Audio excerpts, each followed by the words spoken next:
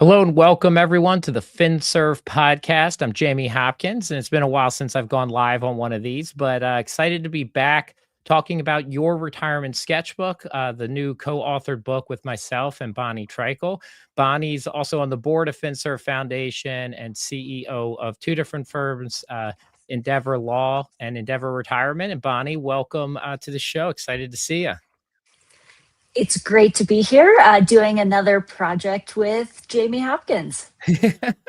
Yeah, feel like I keep you a little too busy on all of the different things that we do. But thank you for hopping on us Sunday. You know, I'm in between kids' sporting events. We had some lacrosse, we have some swimming and lacrosse, and then actually rock climbing a little bit later. So a little bit of everything. And so, yeah, that is that's my Sunday. And I do have one of our books here, Your Retirement Sketchbook, and we'll talk about that a little bit today. So I'm going to interview you a bit, but I will also chime in and maybe, add some of my own commentary. But I think the first part I just wanted to ask you about was, what was the part about doing this book? I know it's a little different with sketches and little mini chapters, but what actually excited you about it to say yes and say, hey, I actually want to go work on this sketchbook? Yeah, when you brought the idea to me, I know you have reasons that you wanted to do the book, but for me, one of the things that's exciting is I work more in the employer-sponsored retirement plan space.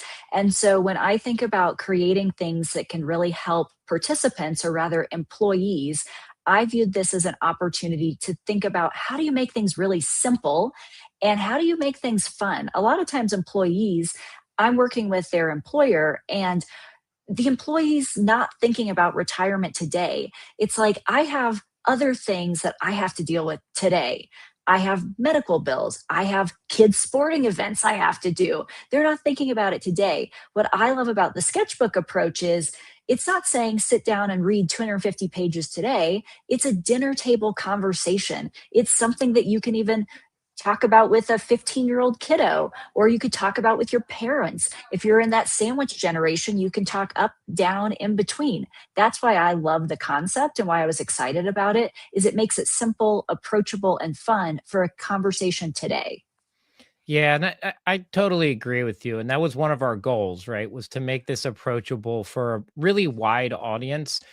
It's actually my eighth book of sorts, and some of them are textbooks, on estate planning and life insurance law, and they don't relate well to everyone. but but even my last book, I wrote that with the notion of, right, I wanted Find Your Freedom to be for everybody. And I had a good friend of mine, and I've told this story a couple times now. When he got it, he was like, oh, well, that book's not for me.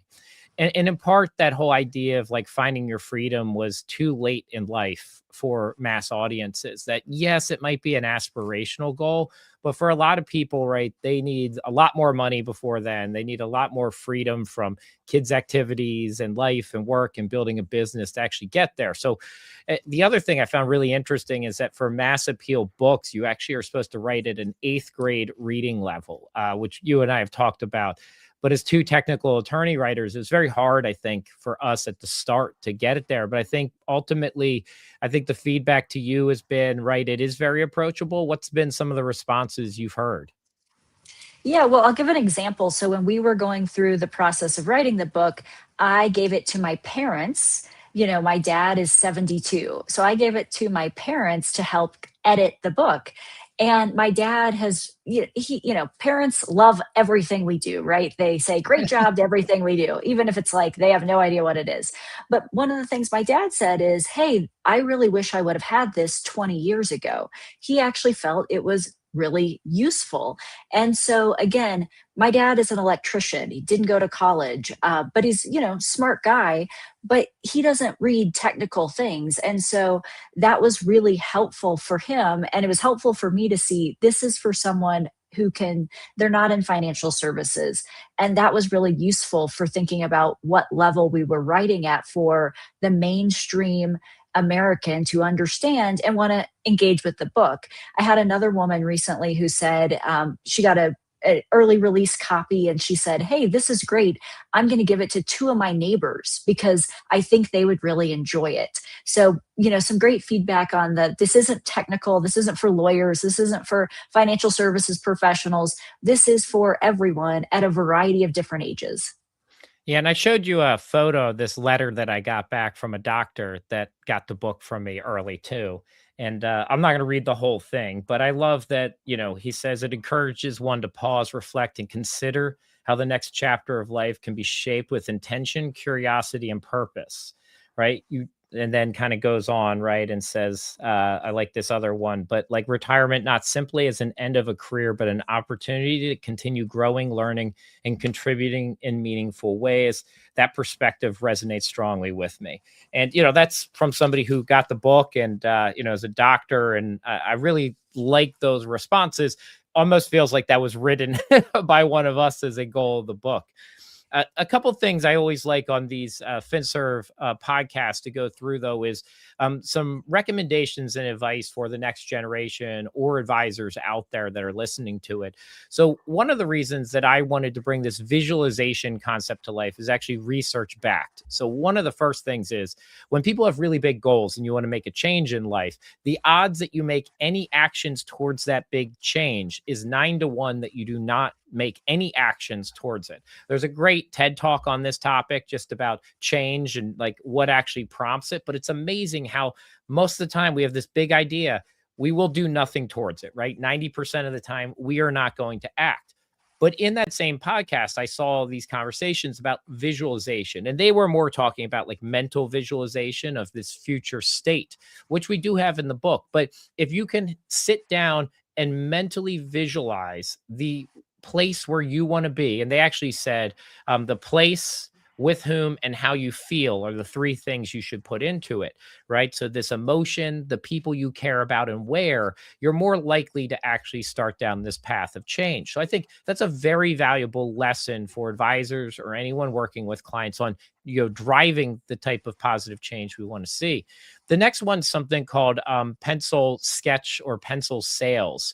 And this was the notion, right? And everybody's been there with like the sometimes whiteboard, sometimes white paper. We used to have our old yellow notepads and you'd write on it and you'd slide it across the table to something. They would write something else and you go back and forth. It's almost like a mini compromise session where you're trying to figure out where you're going to land. But those types of sales activities, and you used to teach this back in the 90s on how to use these sketches and little writings and slide it back and forth, actually increase sales. It's still a very popular and kind of pragmatic sales approach. And what's interesting about that is the reason is because it brings the other person to the table. It involves them in the conversation versus sending somebody an email with a finished plan and saying, "Hey, here's your plan." That back and forth brings somebody into it. The other fun thing is there's some research about using sketches for client engagement. And in this section, it actually tells you to have ugly, bad, unfinished sketches. When you have a completely finished sketch, people actually look at that and say, you know what?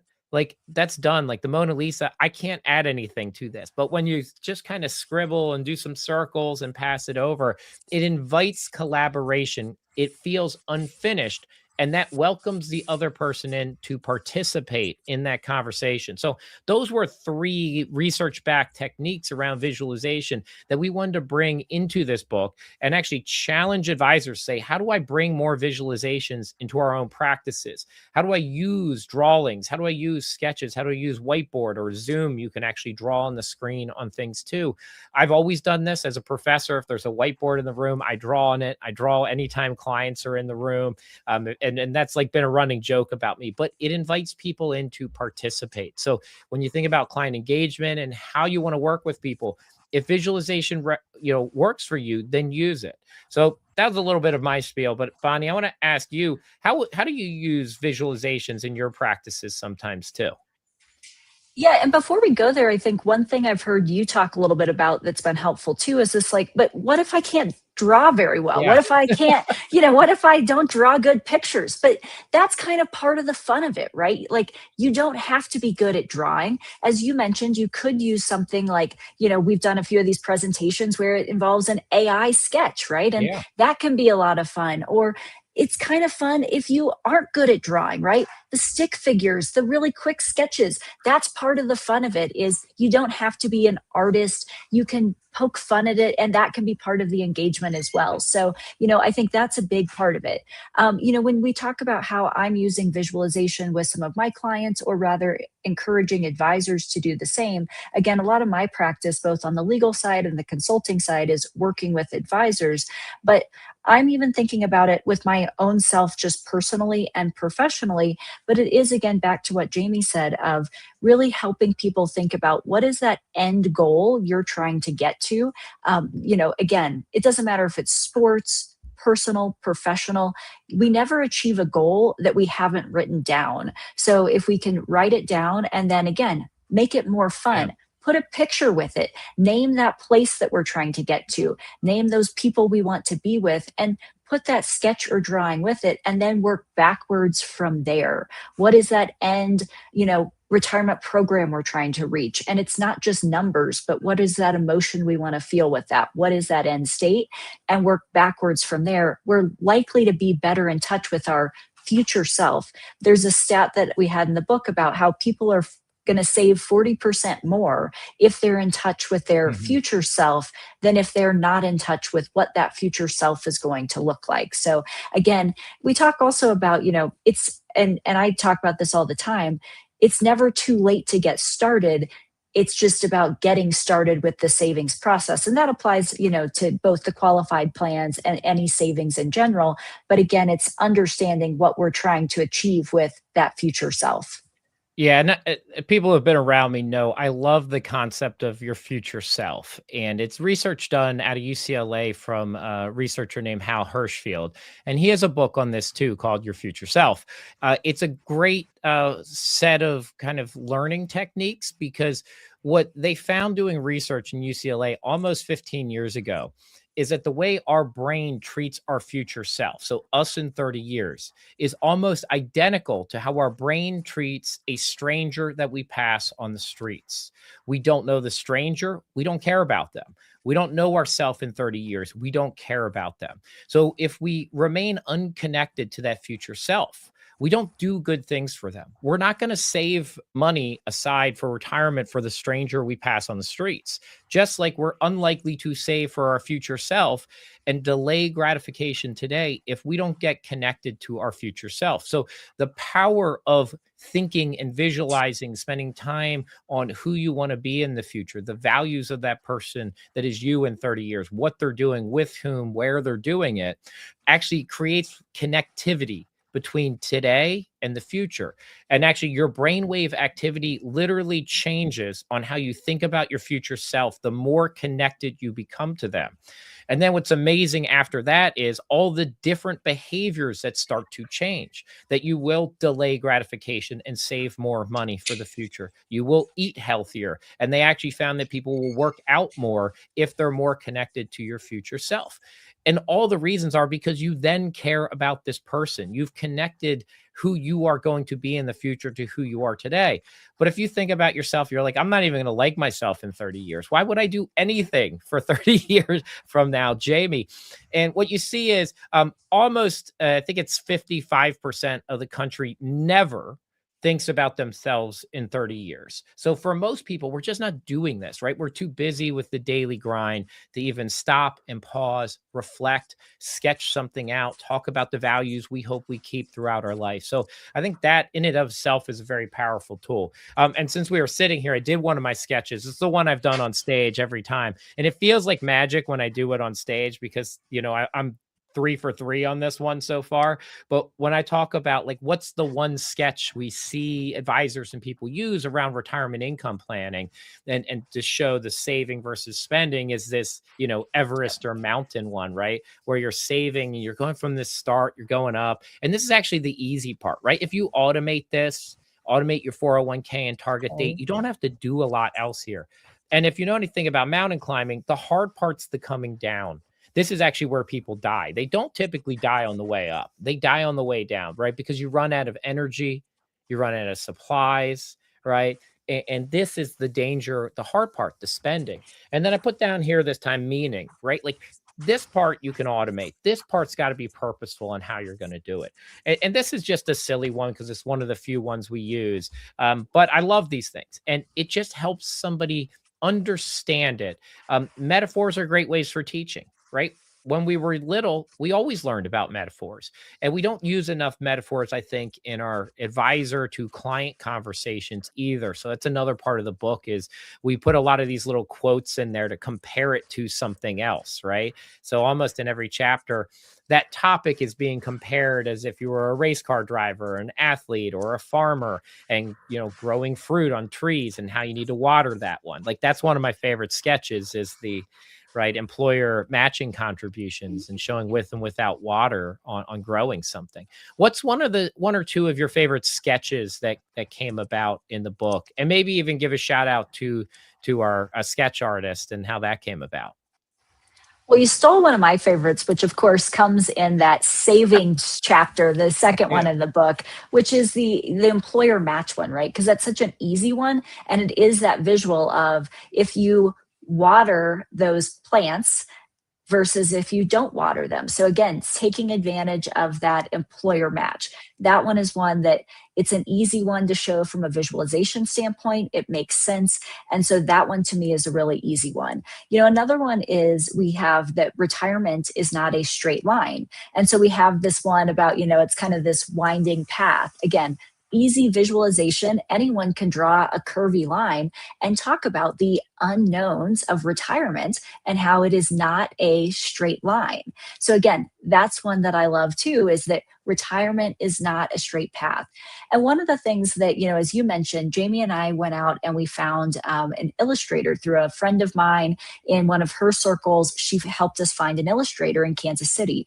And so this woman, Grace, did all of the illustrations. And one of the things, and I talked about this, I think, on a different podcast recently, or an article, but it's about, to actually come up with the illustrations, you have to take some of these concepts, which are quite complicated, make them really simple, and then be able to explain to Mhm. someone who, Grace is not in financial services. Not at all. So part of the process is making it simple enough for Grace to understand, to then be able for her to figure out, okay, we gave her some like idea starters of here's some ideas for visualizations. And then she comes back and puts it into these sketches. And so we have 125 different sketches for everything from what is an emergency savings, component of a 401k to what is the difference between Roth versus traditional, and all of these things, where are you going to live in retirement?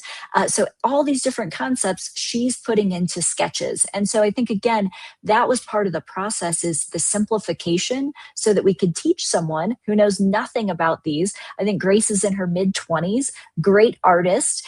And then she's learning how to, and by the end, she said, I've learned so much from doing this work. So that was really fun too. Well, and I actually think if you think back about the process we went through there, you also learned a little bit about how people not in this industry view visualizations as it relates to our industry, because we had to like push on that, and we went back and forth with Grace because almost every drawing that she did at the beginning was like dollar bills and coins, right? And like every single one was a dollar bill and a coin. And eventually I was like, no coins. Like we got to get rid of all the No more coins. coins. Yeah. Yeah. Like the point is to show different visualizations. Every conversation about money shouldn't just be dollars and coins. There's a lot of ways we can use visual metaphors here to actually explain what's going on versus just trying to show dollar bills and money symbols. And I think eventually we got there, but that was, if you think back about like a learning, that is how people view our space is they don't put a lot of metaphors to money. They don't put a lot of metaphors to retirement and other visualizations. They just think, oh, this is all dollar bills and coins. And so to explain to people that, like, no, you can use sports analogies and gardening analogies, other business analogies. I think one of the ones that always surprises people when they read about it is when I talk about retirement planning as a change management process, which is really a corporate America, type thing, but it is a very good, kind of way to explain what you go through when you move into retirement from this pre-retirement kind of current state to the process of retiring, which for some people is like super short. You're working one day, you're not working the next day. But as people phase in, you might have a longer change process. And then this new state of being retired. And we actually use the ADCAR, which is I guess, shorthand form of explaining a process for change management. But then we draw out that change management process too, which I think is very helpful to people. It's one that I say when I talk about that one, people like it resonates, but they weren't really ever thinking of this whole retiring as a change management process. But it is probably one of the clearest cut versions of change management that we need throughout our entire working lives. Bonnie, what's one or two topics that kind of resonated with you that maybe you weren't thinking about as much before we worked on your retirement sketchbook?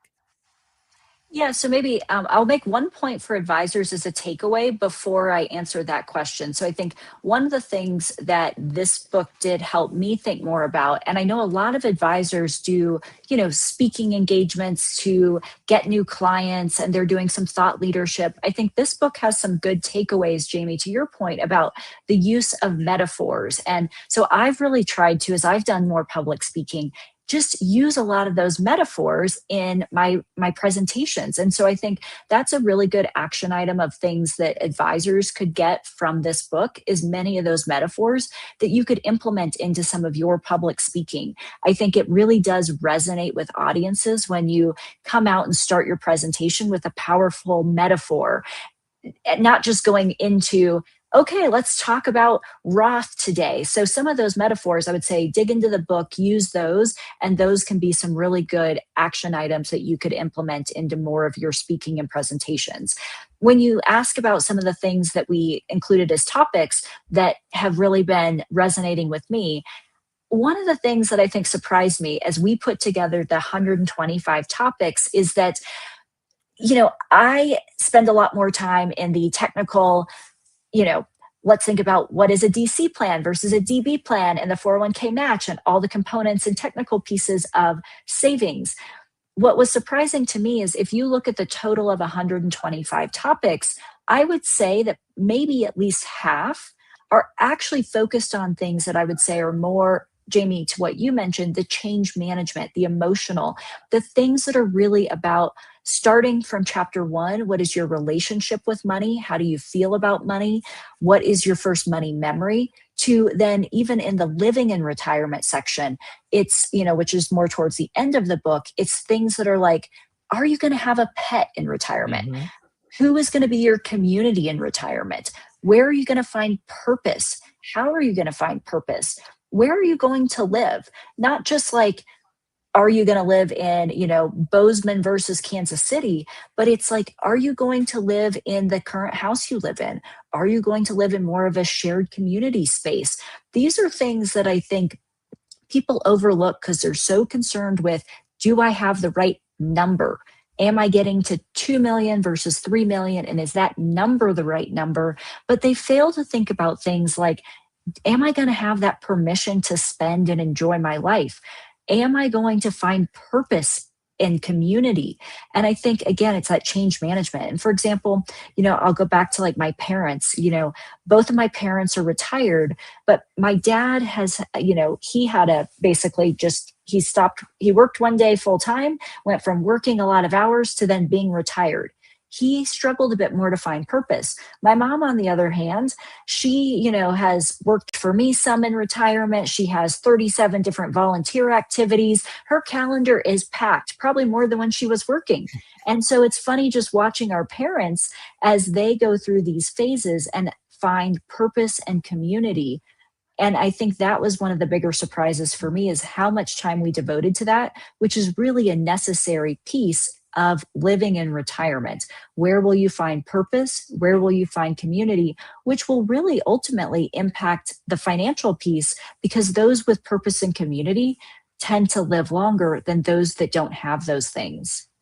Yeah, and that's that 80-year longevity study that's been running is the single biggest factor on longevity, which has been a really big surprise. I think is it Harvard that does the longevity study or Stanford? I Stanford thought it was longevity? Stanford. Yeah. Yeah, Stanford.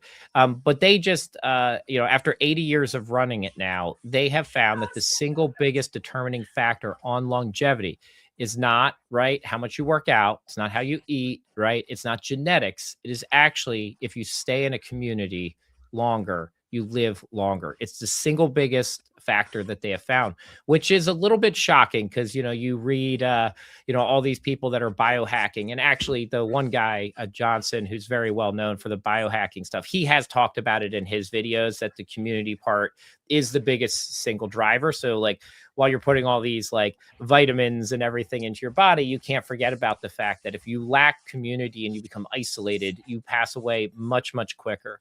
We talked about this in an interview this past week, though, that if you look at retirees, on average, they are the happiest group of people in the world. And so somebody always asked me, do you think there's a retirement crisis? And I said, not unless you think being happier is a crisis. Now, right? Like the reality is like everyone's like, oh, there's this savings crisis. And I'm like, yeah, but it's not playing out in that way. Like the reality is that retirees are happier when they're retired than when they're working, with a caveat that the ones that don't have community, don't have friends, and are often single, actually go into more of depression. So it's an interesting barbell of sorts, right? And actually, it's a good one. I'll do another drawing, right? My barbell of sorts. But you get this like group. This is the happier group, and they more people become happy in retirement. And there's this less group that becomes isolated and depressed. And that's really unfortunate, but it's almost always you look at single individuals, they're more likely to be in poverty. Married couples tend to have better Social Security, combined benefits, and reduced overall costs per person. And so they're living this happier, more engaged lifestyle. So you really have to find that community. And one of my favorite topics that I've written about a couple times, but is in the book, is this purposeful community versus accidental community. So we're talking going live on a Sunday, and people have church on Sunday. They do family dinners on Sunday. We have at least 5 different kids' sports things this Sunday. We already did lacrosse. We got swimming coming up after this, another lacrosse, and I think my daughter's got dance right now. And so figuring out community. But this is one of the things that I see, in my 40s with kids is that most of my community is work based or kids, sport, or school based. Those are what I would call accidental communities. Yes, maybe you picked where you live, but you didn't pick the other, friends of your kids' parents. They're just the ones that are there. That's an accidental community. You might have picked your job, but you didn't pick the team you got put on or who was already there before you started. Or sometimes even somebody else who hires somebody to your team. You might have not picked them. And you're going to have to interact with this community, whether they're your best friends or not. They become part of these accidental communities. I even talk about in college. You might have picked your college, but you didn't pick who got put on your freshman dorm. And often when you talk to people about their best friends from college, guess what? They just happen to be the people that were on the freshman dorm. And, we go through life and it becomes a little like of a social pariah at work to say, well, I'm not going to interact with anybody on my team. Like, I just don't like anybody. Like, you're not going to do well in that environment. So you end up leaving. It's the main reason that you leave is because you don't get along with your manager. But when you get to retirement, it's this amazing break in life where it is socially acceptable to say, I'm not going to talk to everybody from work anymore. Nobody expects it. I don't want to talk to my, grandkids, grandparents, friends. Like, I don't have to do that. I don't have to talk to anybody I don't want to. I can even go try out a new church. I can move to a new state. You can then become extremely purposeful on the communities you want to engage in. I think this concept resonates with other people who are younger because sometimes they, look back and they say, wow, like all my friends are from these accidental communities. They're not from purposeful communities. And are they filling me up and filling your jar and your soul and all your purpose and meaning? And if they're not, that's a great time to reflect and say, well, what can I do, to get involved with a charity or a sport or a hobby or a group of people I really want to spend time with? And uh, I'll have one last story around this one. Then I've got another question for you, Bonnie. But I was talking to a guy that I know not too long ago, and he's like, "Yeah, I always do this guys trip, and we go to Vegas for March Madness every year with all these college friends." And I'm like, "Oh, so you love basketball?" He's like, "No, I don't really watch any basketball." I was like, "Oh, you love gambling?" He's like, "No, I don't really like gambling either." I was like, "Oh, so you enjoy Vegas?" He's like, "No, I pretty much hate it." I was like, "So why do you go?" He's like, "Oh, well, because we do it every year." And at that point, I was like, how close really are you with that group? And he's like, I don't really, I'm in like a group chat. I don't really talk to many of them anymore. And like, it was kind of clear to me, not saying he should get rid of that, but none of the things that this college group that he's been in for 20 years really fills up any of his buckets.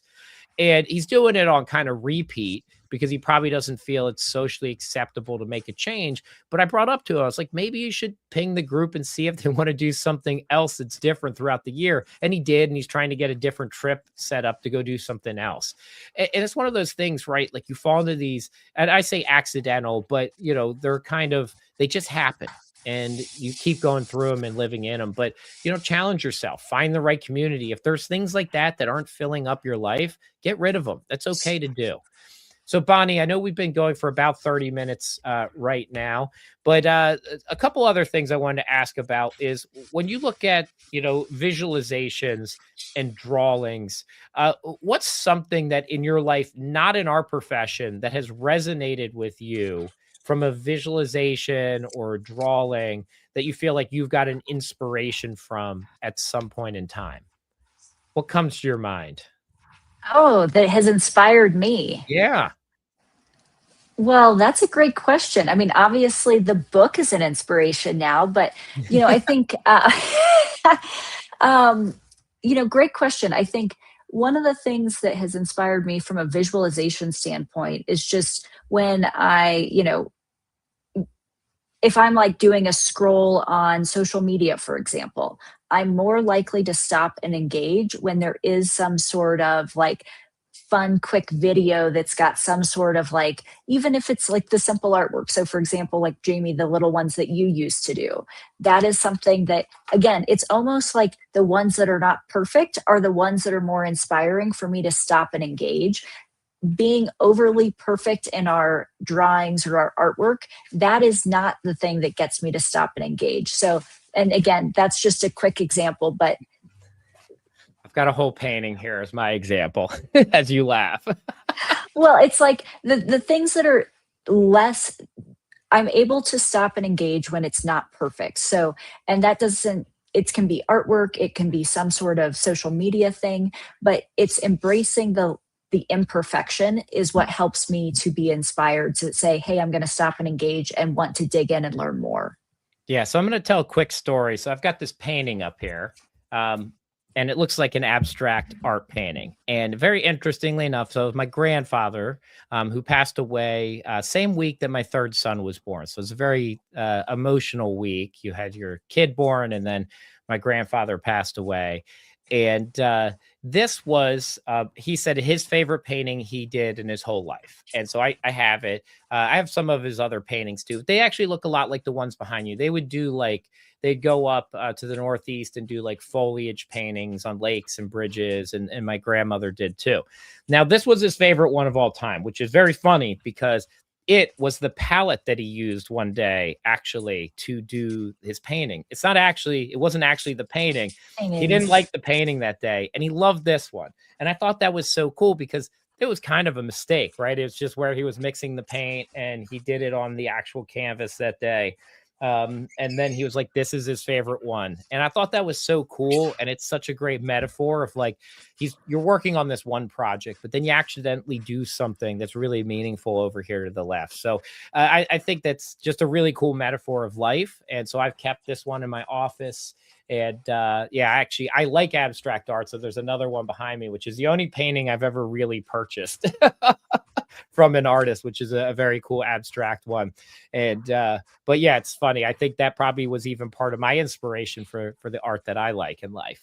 I'm gonna put this down and then come back. Well, I like that, the one that's your inspiration, but I do think I'm not well versed in art, but I like things that they're simple, they're fun, and they're a way to embrace the imperfection, because I think if we could all spend a little bit more time embracing progress over perfection, it would really be helpful, because it doesn't have to be perfect. It's about the progress, or it's about just getting started sometimes, not getting to perfection. Yeah, and I think that's a good way to kind of get towards a wrap up of the book, right? We wrote this. I think in all the live feeds, there's a link to order it if you haven't ordered it, with you to help support it and check it out. But on writing a book, that's always a part of it. Is it is progress, not perfection. When you get to the end of it, you kind of want to re-edit like 80% of it, but eventually you just have to put the pen down, the keyboard down, and move forward. But I'll give a couple tips if there's any aspiring authors or writers out there on some things that I've done to kind of help move these things forward. So I sketch out the book first and just pad and paper. What's the concept? What do I want it to, resonate with? Who's going to be the audience? How are you going to distribute it? And that's kind of the starting point. Very interestingly, this book, as Bonnie mentioned, we had more than 125 topics, but we actually wrote this book kind of outlined in an Excel sheet, which is very interesting. And we then broke down like what are all the key pieces for each topic we want to put in it.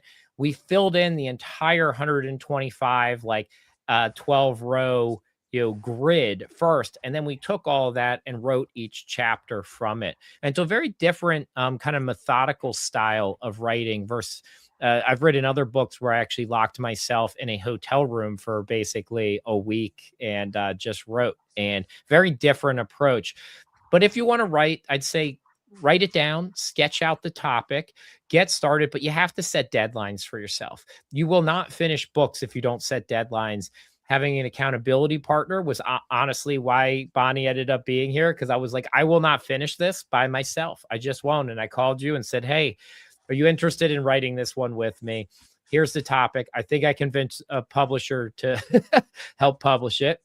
And in today's world, you don't need to do that either. Amazon publishing is great. I've published directly with there.